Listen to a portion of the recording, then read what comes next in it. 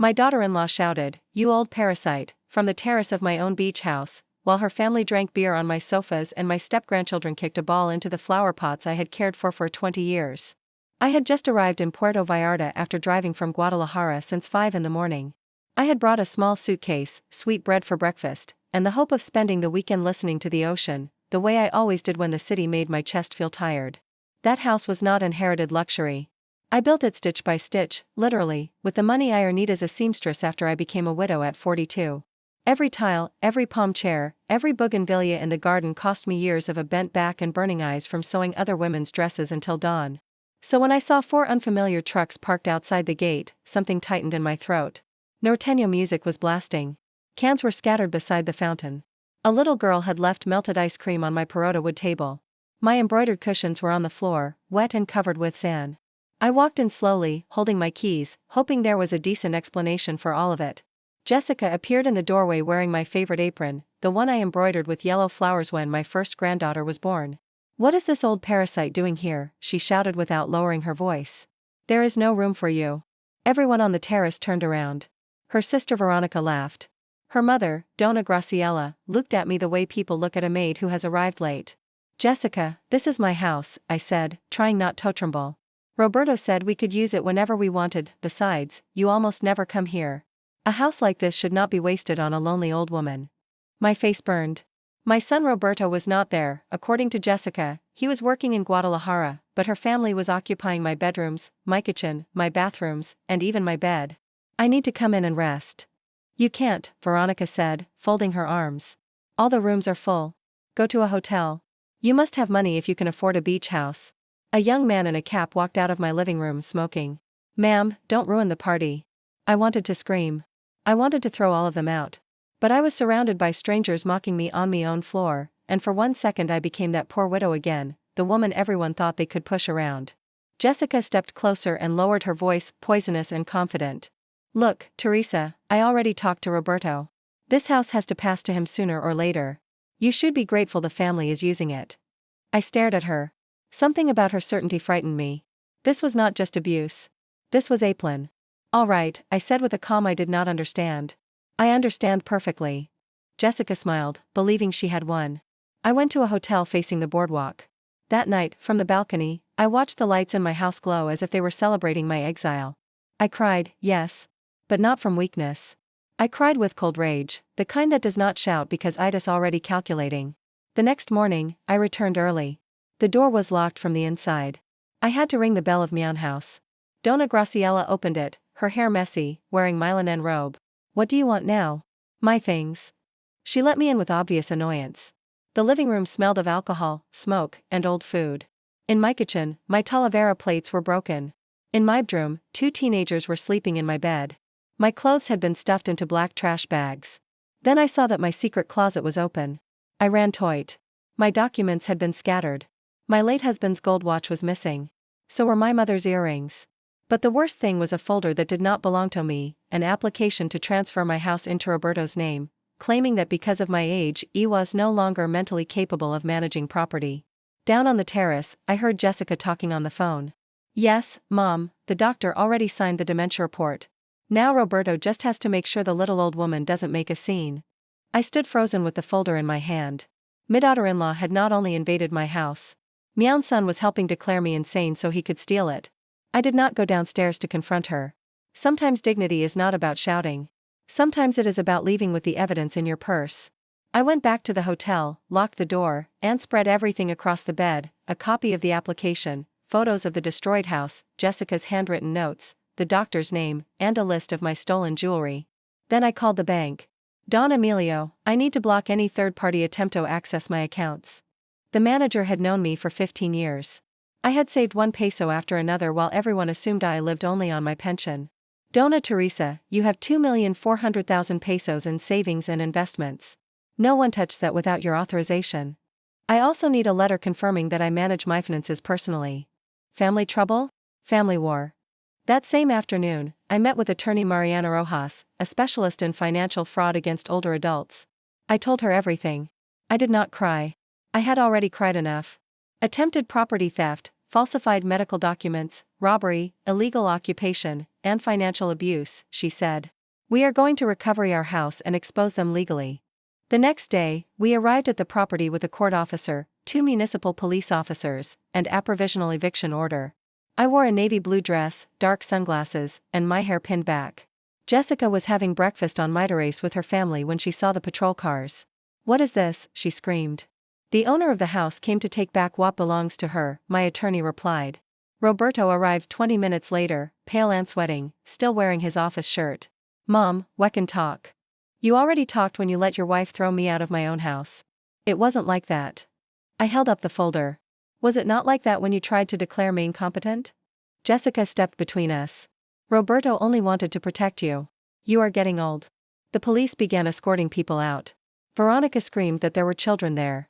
Donna Graciela cried because she could not find her sandals. The court officer documented every bit of damage: broken plates, dye stains in my bathroom, the destroyed garden, scratched furniture. Then my attorney opened another folder. "We have also filed a complaint over the false medical report." Jessica went pale. "That was Theloweyer's idea. And you paid for the lie," I said. Roberto lowered his eyes. "Mom, please don't destroy my family." "Family?" I asked. "When your wife called me a parasite, you did not come. When you signed a false dementia report, you did not think about family. When you let them put my dresses into black trash bags, you did not think about family either." He looked toward Jessica, searching for help.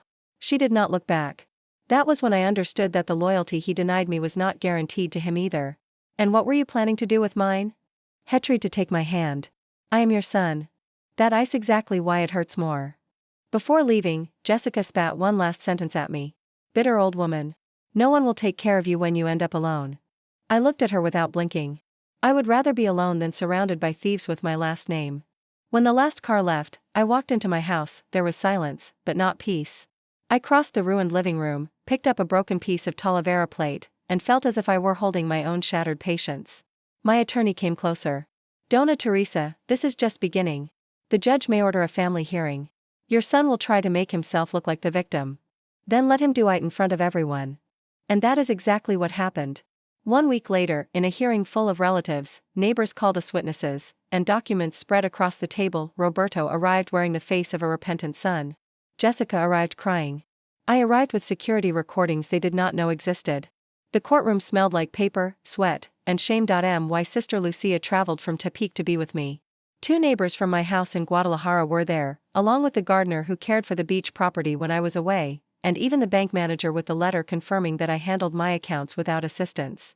Roberto sat across from me without looking at me. Jessica squeezed a handkerchief like an actress in a soap opera. When the judge asked to hear the evidence, my attorney first projected the photos: my trampled garden, my bed used by strangers, my broken plates, and my clothes stuffed into black bags.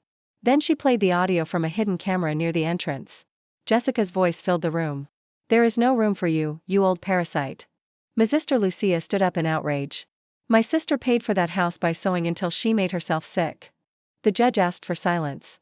Then came the second recording. Jessica was speaking in the phone. "The doctor already signed the dementia report. Roberto just has to make sure the little old woman doesn't make a scene." Roberto closed his eyes. The judge looked at him. "Did you know about that report?" My son swallowed. "I thought it was what was best for everyone." Those words cut me, but I did not lower my head. "For everyone, or for your wallet?" Jessica burst into tears. "We had debts. Roberto lost money. The children needed school. That house was empty." "My house was not empty," I said. "It was waiting for its owner." My attorney presented the false appraisal, the attempted transfer of ownership, and the complaint against the doctor. Then came the twist Roberto himself did not expect. Donna Graciela, Jessica's mother, stood up trembling. "I want to make a statement." Jessica stared at her in horror. "Mom, no." "Yes. I kept Mrs. Teresa's jewelry." Jessica told me it was an advance on the inheritance. She pulled out a cloth bag. Inside were my husband's watch, my mother's earrings, and a small Virgin Mary medal I thought I had lost. The entire room murmured. Roberto looked at Jessica as if he had just met her. "You took those?" "It was to pay the credit cards," she shouted. "You wanted the house too." That was the moment they stopped being a couple and became frightened accomplices. The judge ordered protective measures, confirmed my full legal capacity, and referred the case to the public prosecutor for fraud, forgery, and theft. Roberto tried to come near me after the hearing. Mom, forgive me. I got carried away. No, son. You let comfort buy you. I am your only son. And he was your only mother. I did not hug him. Not that time. The consequences came quickly. The doctor lost his license while he was investigated. Jessica and Roberto accepted a settlement, a fine, restitution for damages, return of my belongings, and community service with older adults.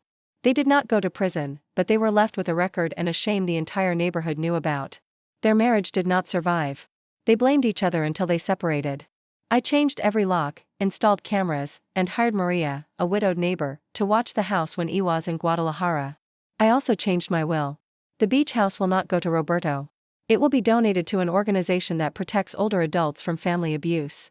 The first night I slept there again, I cleaned my bedroom with my own hands. I put on fresh sheets, set out fresh flowers, and made cinnamon coffee at sunrise. Then I sat on the terrace facing the ocean. The waves kept crashing as if nothing had happened. Booty was no longer the same woman. Months later, Roberto sent me a letter. He said he understood my pain, that he was in therapy, and that someday he wanted to speak to me again without asking for money or favors. I did not answer right away. A mother can forgive, but she is not obligated to open the door to the same knife. With time, I allowed my grandchildren to visit me. They were not to blame. I taught them to plant new geraniums where the old ones had been destroyed.